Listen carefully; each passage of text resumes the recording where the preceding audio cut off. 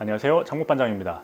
저는 최근에 농업인의 노후를 위한 농지연금 영상들을 만들고 있는데요. 주로 현장에 나가 경매로 나온 농지연금용 토지들을 임장하는 영상들을 만들고 있습니다. 현장을 주로 보여드리는 이유는 농지연금 제도와 관련된 이론 내용은 농어촌공사 홈페이지에도 나와 있고 인터넷에서 쉽게 찾을 수 있다고 생각했기 때문이죠. 그런데 저희 채널에서 설문조사를 한 결과나 댓글로 문의 주시는 내용들을 보니 농지연금 제도에 대해 궁금하신 분들이 많았습니다. 그래서 오늘 영상에서는 농지연금의 자격 요건이나 장단점, 수익률 계산하는 법, 그리고 직접 농지연금용 토지를 찾는 법에 대해서 말씀드리겠습니다. 농지연금은 한마디로 농지를 담보로 하여 농업인의 노후 생활 안정을 지원하는 사업입니다. 제가 농지연금에 대해 알고 나서 현존하는 최고의 연금 상품이라는 생각이 들어서 무조건 부모님께 만들어 드려야겠다는 생각을 했습니다. 농지연금의 첫 번째 장점은 다른 연금과 중복 수령이 가능하다는 점입니다. 기초연금이나 국민연금은 물론이고요, 공무원연금, 주택연금과도 중복 수령이 가능합니다. 주택연금과 같은 점은 내 소유의 부동산을 국가에 저당 맡기고 사망할 때까지 연금을 받는다는 점이 같습니다. 차이점은 주택연금은 부동산의 감정가격만큼만 받을 수 있는 데 비해 농지연금은 그 이상도 수령이 가능하다는 장점이 있습니다. 즉, 신청자가 오래 생존할수록 농지연금의 수익률은 무한대로 올라갑니다. 두 번째로는 경매나 공매와 결합 시에 수익률이 훨씬 높아진다는 점이고요. 세 번째로는 농지연금을 받다가 개발로 인해 해당 토지의 시세가 급격히 상승하면 연금을 중도에 해지하고 매도를 하거나 자녀에게 증여를 할 수도 있습니다. 8년간 작용을 하면 양도세 면제 혜택도 있습니다. 그 다음으로는 해당 토지에 농사와 직접 판매까지 가능하다면 꽤 높은 부가 수입도 만들 수 있습니다. 물론 농지연금은 농업인이어야 한다는 자격 요건이 있습니다. 농지연금의 자격은 만 60세 이상, 농사 경력 5년 이상인 농업인이어야 한다는 것입니다. 작년까지는 만 65세 이상이 신청 대상이었는데 2022년 올해부터 만 60세 이상으로 변경되었습니다. 현재 주택연금이 55세부터라는 점을 감안하면 농지연금 또한 향후 55세로 내려갈 가능성도 있습니다. 두 번째 자격은 신청자 본인의 혹은 배우자와 공동 소유를 하고 있는 토지가 있어야 한다는 점이고요. 세 번째는 면적 1000제곱미터, 즉 300평 이상의 지목이 전, 답, 과, 수원 중 하나인 토지가 있어야 한다는 점입니다. 농지에서 실제 경작을 하면 농지원부라는 것이 발급되는데요. 다섯 번째 자격은 주소지로부터 연접한 시군이거나 직선거리 30km 이내의 토지여야 한다는 점인데요.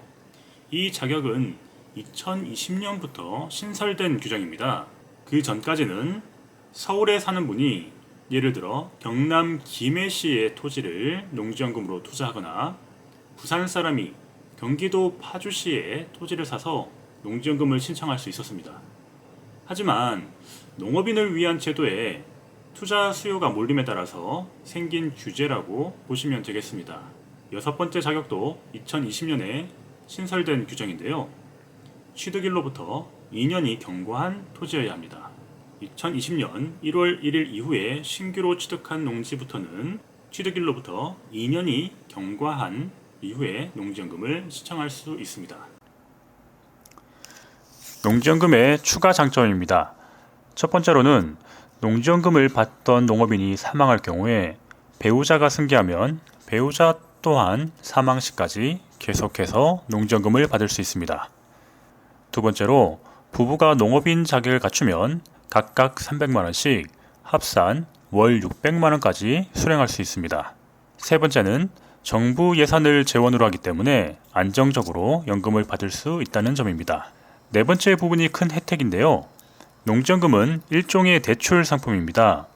신청자가 농지연금을 받다가 언젠가 사망하면 담보농지를 처분해서 연금 채무를 상환해야 하는데요. 남은 금액은 상속인이 돌려받고 부족하더라도 청구하지 않습니다.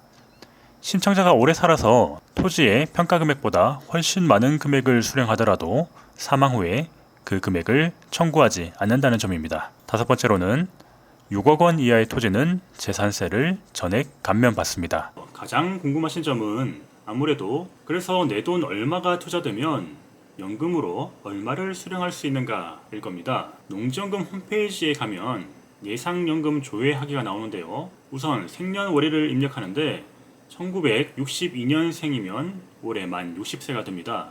다음으로 배우자 승계, 비승계를 선택해야 하는데요. 배우자가 만 60세 이상이면 승계형을 선택할 수 있고, 이 경우에는 신청자가 사망한 후에 배우자가 농지연금을 승계하여 계속 받게 됩니다. 배우자가 만 60세 이하이면 비승계형을 선택하시면 됩니다. 그 다음으로 내 토지로 농지연금을 신청하면 농지평가를 해야 하는데 두 가지 중에 신청자가 선택을 할 수 있습니다. 첫째, 개별 공시지가를 기준으로 신청하면 금액의 100%를 인정받고요.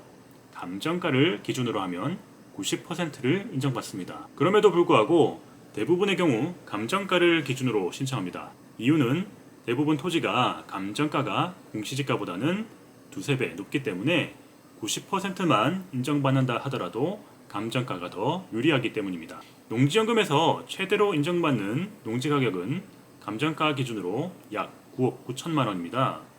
만약 공시지가 기준으로 신청을 한다면 개별 공시지가 약 8억 9천만 원 토지이면 월 최대 금액을 받을 수 있는 겁니다. 우리는 감정가를 더 자주 사용할 거기 때문에 감정가 약 9억 9천, 약 10억 원이 최대 평가 금액이라고 말씀드리겠습니다. 농지연금 수령 방법은 여러 가지가 있는데요. 종신정액형과 수시인출형 두 가지가 수익률 면에서 가장 유리합니다. 앞서 말씀드린 감정가 약 10억 원의 토지로 연금을 신청하면 종신정액형을 선택하면 매월 300만 원을, 수시인출형을 선택하면 일시금으로 2억 1,700만 원과 매월 210만 원을 수령할 수 있습니다. 기존에 본인 소유의 토지가 이미 있으시거나 나는 투자금이 많아서 월 지급 금액을 최대로 늘리고 싶은 분은 종신정액형을 선택하고 종잣돈이 작아서 수익률을 높이고 싶은 분은 수시인출형을 선택하시면 됩니다. 수시인출형의 월 지급 금액이 더 적은 대신에 2억 원이라는 수시인출금이 일종의 레버리지가 돼서 내 투자금을 줄여주기 때문에 수익률 면에서는 더 유리합니다. 여기서 두 가지 의문이 드실 것 같습니다. 첫 번째는 10억 원이라는 금액에서 부담을 느끼실 것 같은데요.